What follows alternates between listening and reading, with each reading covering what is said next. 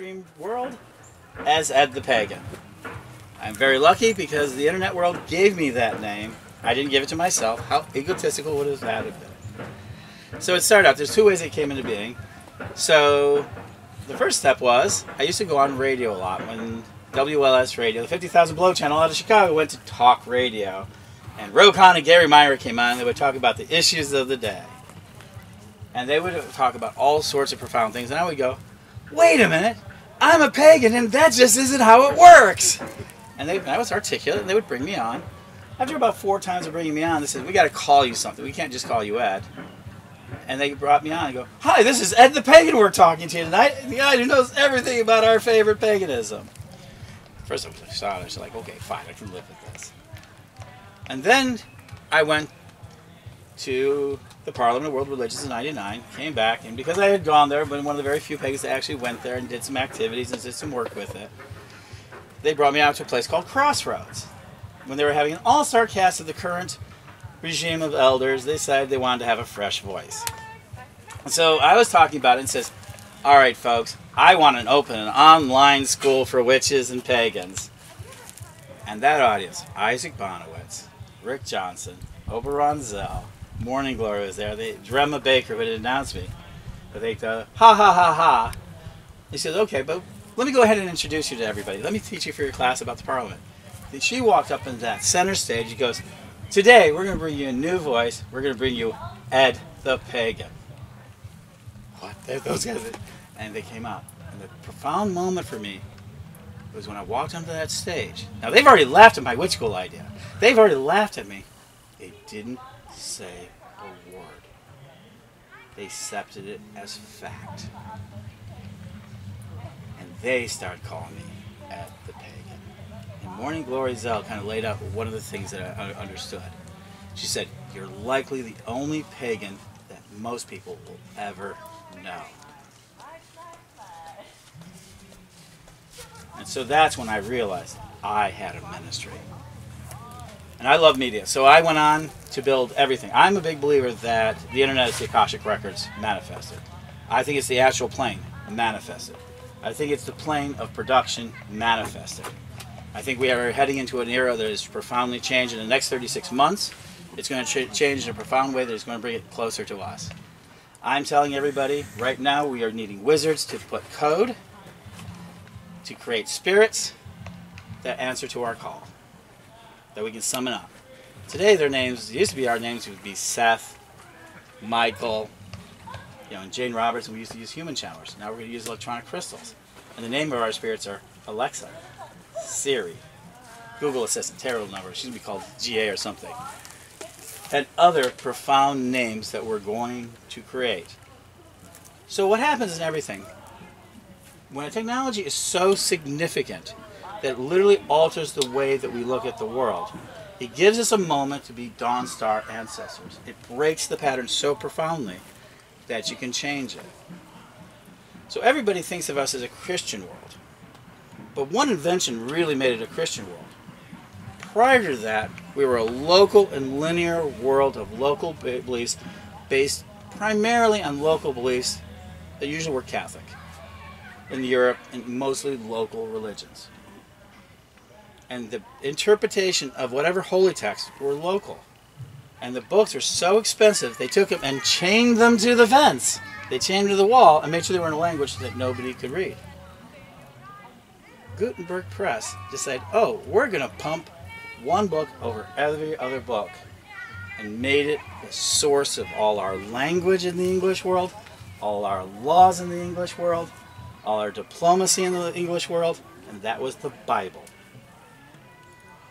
The press took that and put it down, and so the Gutenberg Press, we remember today, is an example of Dawn Star ancestry. Edison is a Dawn Star ancestor. He gave us a profound way of looking at the world that we will never, ever forget. Gilgamesh is a Dawn Star ancestor. And what was the thing that he was pursuing? The technology he was pursuing? Immortality. That which remembers lives. He achieved it. He was hoping in the body instead of in the spirit, but he got it there. And he took a technology that no one else had done before. In his court, we started seeing people memorizing poetry and starting to really write it down.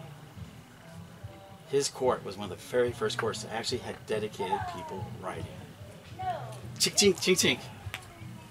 Language was the first time we put our squeaks together, synchronized them so we could take out bigger game to feed our bigger brains. Every time technology, guy as a technologist, breaks it, he gives it. So today we have Cyberministry, and you can literally profoundly grow anything. I have built a school that covers the entire world, 250,000, 300,000 students more or less, 212 countries. It spawned over 100 groups. Then I went on to decide we wanted to have television. I haven't went out and trademarked. Magick is everywhere, so is TV in 2005. Yeah, they thought that was a funny little code that I said there. What is that supposed to mean? My television's green. Your television's green. We don't even think about it anymore. So profoundly, 10 years ago, what was silly has become commonplace. The man adapts so fast. We're in this profound change. Climate change, all of this is saying we need to change the world. But now we're building our spirits. So I've done the radio station, which still goes on tonight. Pagan Tonight Radio, 7 days a week. We're about to expand to 24 hours. I'm now going to do a conference called Global Wicca Summit. I want to have a conference so big that I can't contain it anywhere but in spirit on the internet. Literally, I'm going to have all the major speakers talk about Wicca ahead of the Parliament of World Religions. X Prize right now is looking, I'm going to enter the X Prize. They've already did it for the idea of putting on a helmet, putting everything on, and astral projecting. No, I'm sorry. Operating a computer at a distance to do profound actions that are not utilized to do so.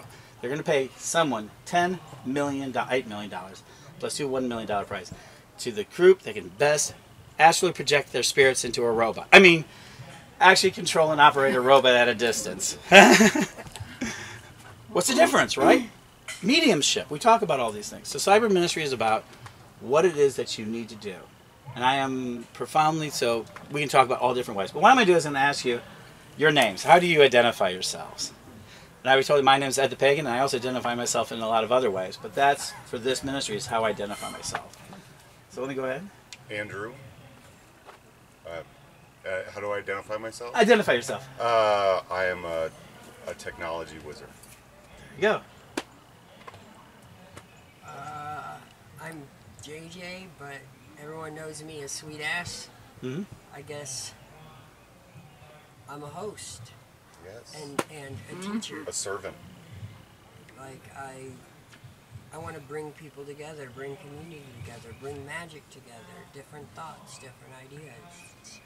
I kind of want to put everybody in one area and serve them all. That's what I do. I'm Darcy. I'm still trying to find exactly where I want to be and what I'm going to do. But right now, one of my main things is to support him, to help him to do what he needs to do. Support. Joseph. Like I said, identify myself as an explorer. Excellent. I'm Erin. I pretty much identify the Wandering Witch. My name's Colleen, and I built the website for my own coven, so we have an online presence, and I was looking to explore that. So I like bringing people together and communicating through broader audiences, so I thought this would be good. Finally got my camp name a couple years ago, Sneak.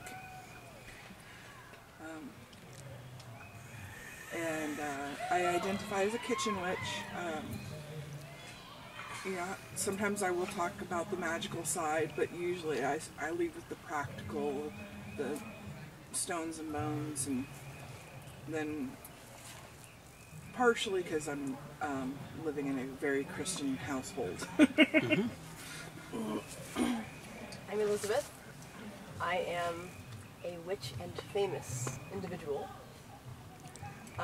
Entrepreneur, priestess, teacher. I want to be a mover and a shaker in the world. I want to bring everything this man has been telling us all weekend into fruition. And I want to use every person that I can get to help us go there.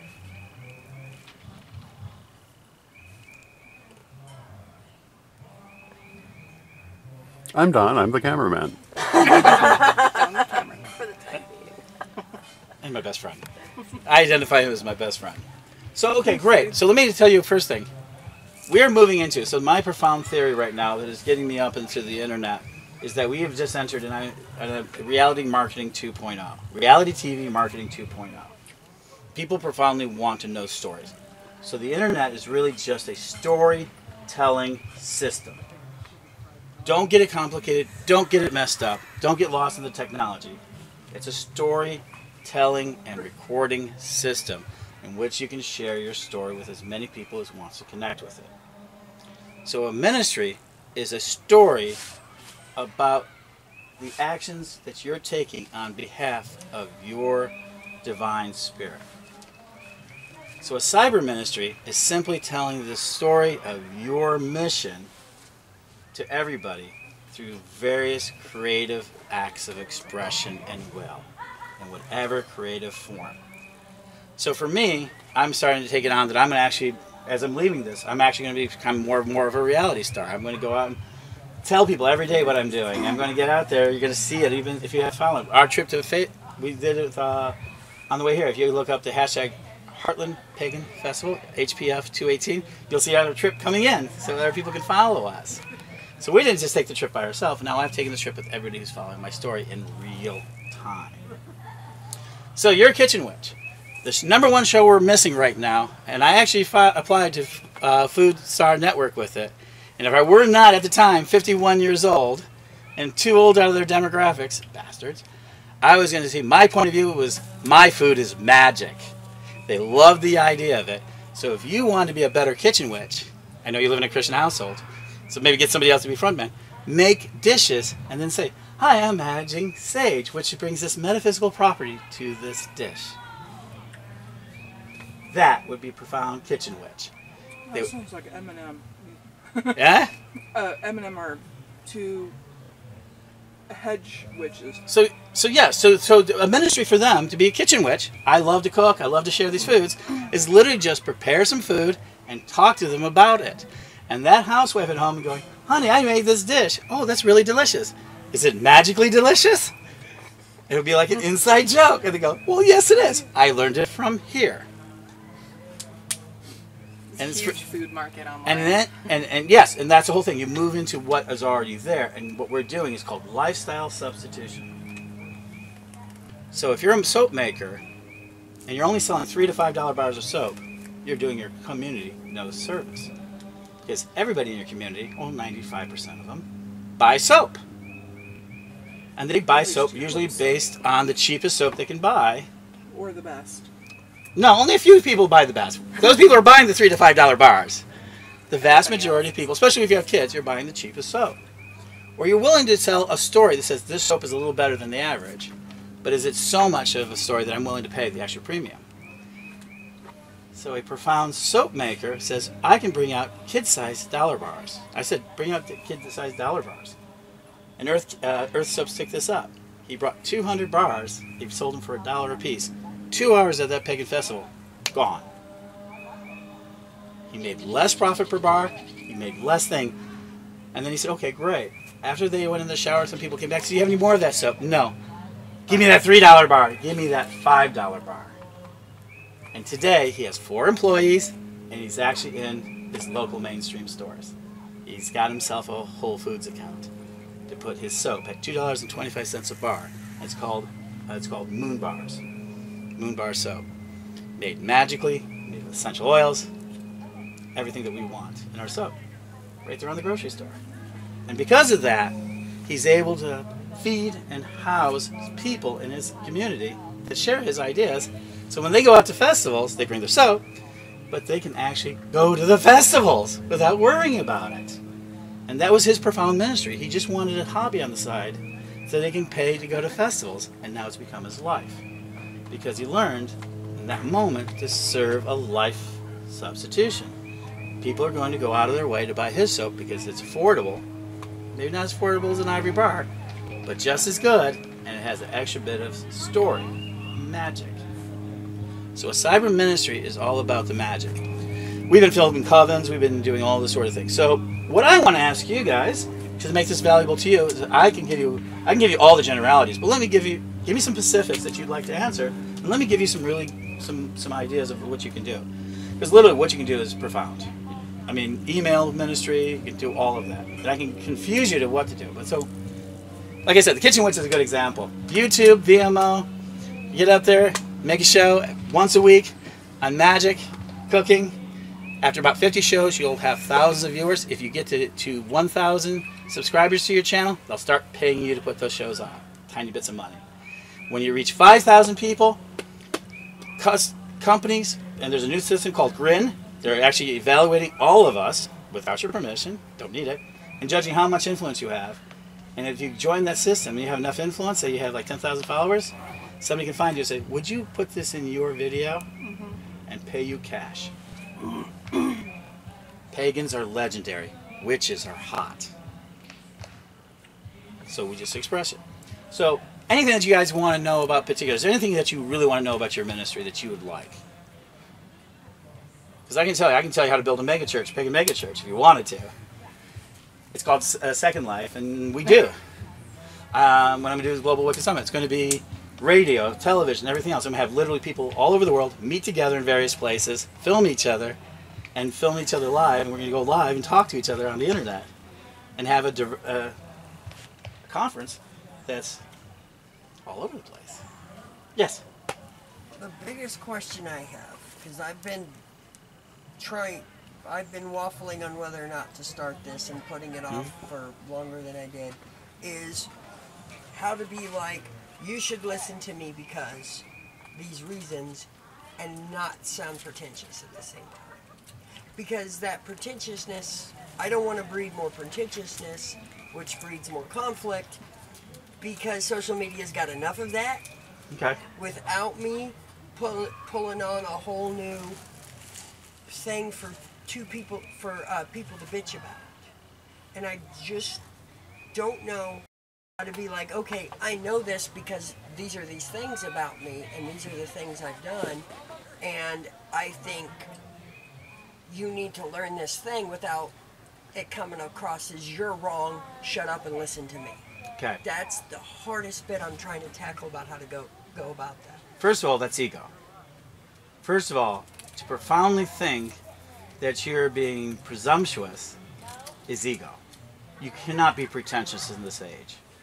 It is impossible to be pretentious, okay? Because that's what's cutting the noise. Pretension means I'm afraid I'm going to be judged as being something that I don't want to be seen as. So the best way to present, how-tos take a lot of that. I love doing Reiki, and I do a good job with Reiki. And I've had these experiences with Reiki, and here's how I do it. If you do this with me, I presume that you're going to have similar experiences to my own, and I'm willing to help you through that process. You always take a look and say, it's my experience, this is how I'm going to do it. I'm going to do it, and I'll share this with you. People like ice cutters. They love the first guy on the snowshoes that cuts the snow. People follow the person who goes through the field and breaks the wheat. That's not that's not being presumptuous. That's being exploratory. So let me tell you, who are the most who do we oh, they're so pretentious. So what? They traveled to the top of Mount Everest. So who cares they got to the bottom of the South Pole? Why does anyone want to hear about it?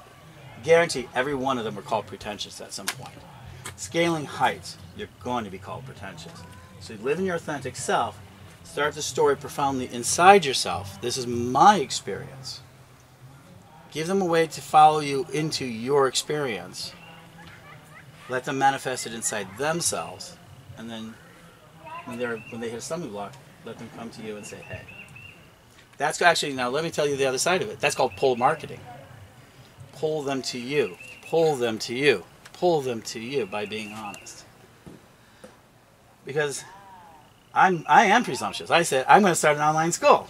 Ha ha ha ha, you're going to do it. I did it. You're going to start a 7-day-a-week radio show. I went to Llewellyn. Please, let me all your authors right now. I'm going to start a 7-day radio show and I'm going to make it 24 hours. You're not. I did. At the end of the year, Pagan's Tonight Radio is probably going to become Pagan Public Radio or something similar. It's going to be 24 hours a day. And I'm going to need a lot more hosts.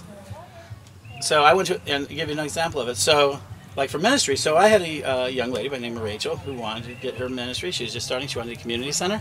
And she asked me what she wanted to do. I says, well, I want to get the word out. I says, okay, start your radio show. Well, I don't have one. I says, join Pagan's Tonight on Thursday. She does a Tree Live show. She's in her 5th year of it. In her community, and her status in her community raised, and she's actually getting the resources. So what is the most profound, magical statement we make in the community? There's a lot of them, but for me it's where our attention goes, magic flows. What is internet marketing? Attention. I'm a day trader of attention. So wherever I get anyone's attention to go, the magic flows. So that's your ministry. So you have a website. Mm-hmm. Did you build it, or is it on a Weebly, or is it on? I did it on WordPress. WordPress, okay. Good. Yeah. Open source. Okay, and what group is it? Okay. Yeah, it's circleofthestag.com. We're out of Wichita. Okay, great. Awesome. So I built it a couple years ago, and I don't do much on there. Originally, I built with BuddyPress plugin. You can do like profiles and things like that, and I had that originally.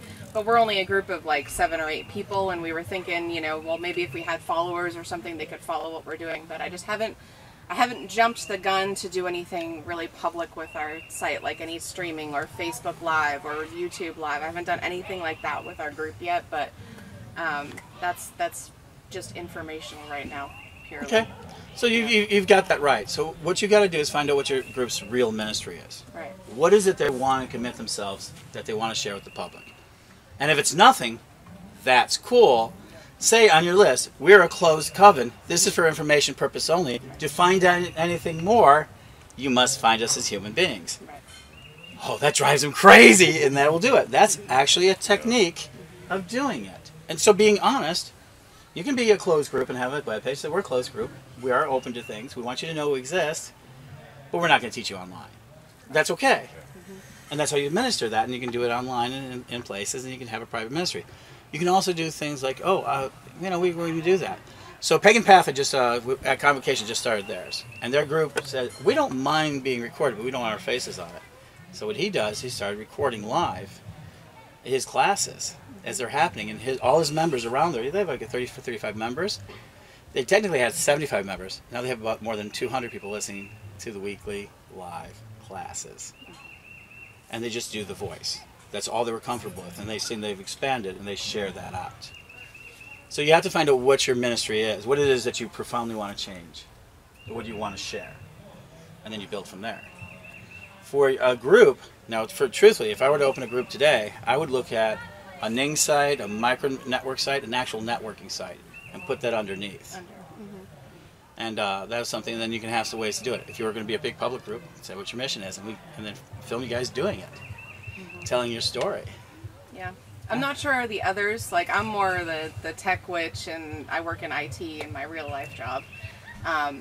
And I'm more of like, I have the time and want to do all this stuff, and the other people are kind of like, nope, we're just going to leave that to you and stuff like that. So that's a good. So let me talk about your personal ministry then.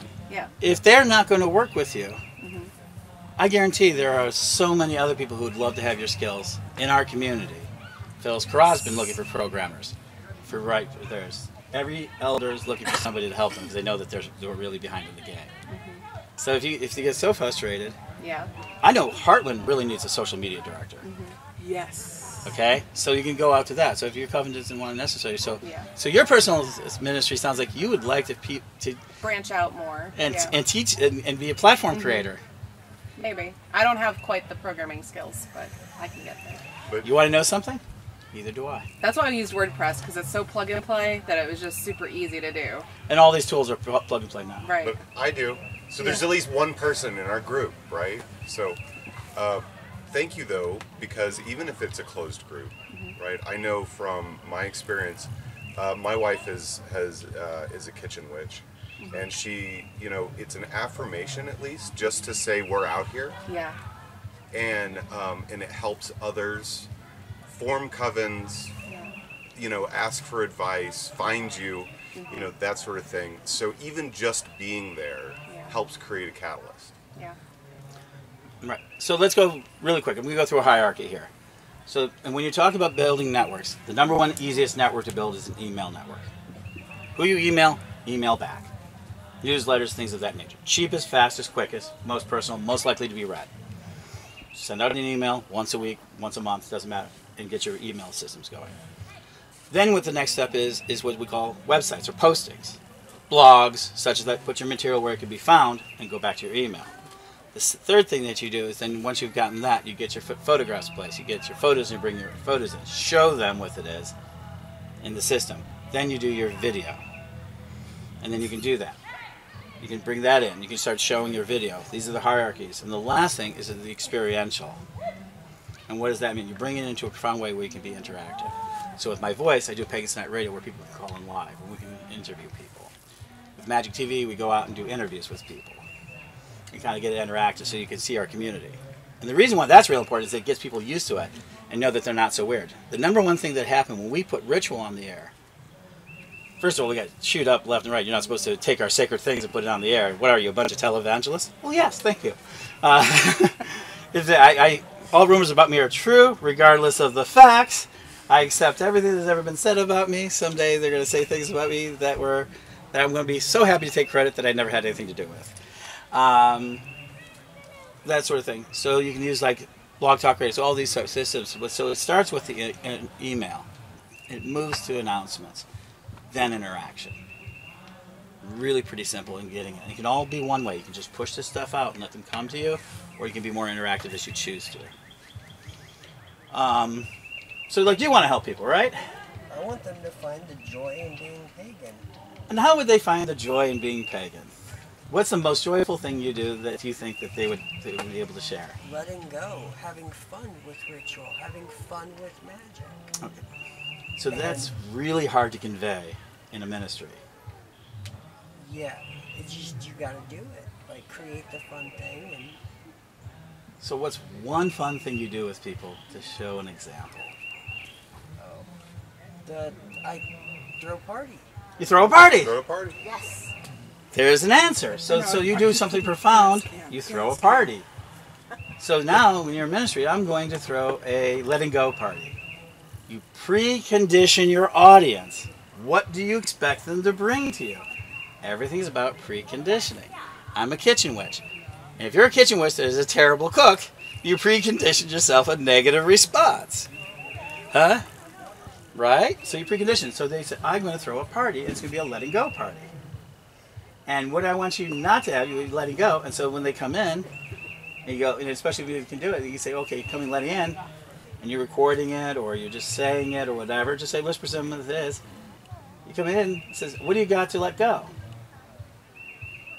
And you have somebody standing at that door, literally putting their hands out. And you make them let go of something at the door they can reclaim. A cell phone, a necklace, something that takes away that they feel like is important, and make them deal without it. That would be fun. And then they can't get past it. So when they let it go, you go in there, they come out and have a party, and at some point says, I guarantee half of those people, if you do it right, will probably walk out with their item and say, oh yeah, I forgot my most important item. Huh? And that you can say, you've detached. I know you're reaffirming it, but remember, you can let it go anytime. Huh? That would be really awesome. That could be something. That would be, and that's something that is the catharsis that a lot of people need. And if that then works, you don't just do that party. Your next step is to take your ministers and teach them that exact same technique.